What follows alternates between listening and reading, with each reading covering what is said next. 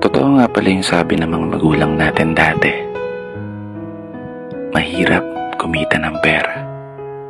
Kaya naman, lagi nilang paalala, anak, mag-aral ka ng mabuti. Dahil yan lang ang sandata na maaari naming maipamana sa'yo.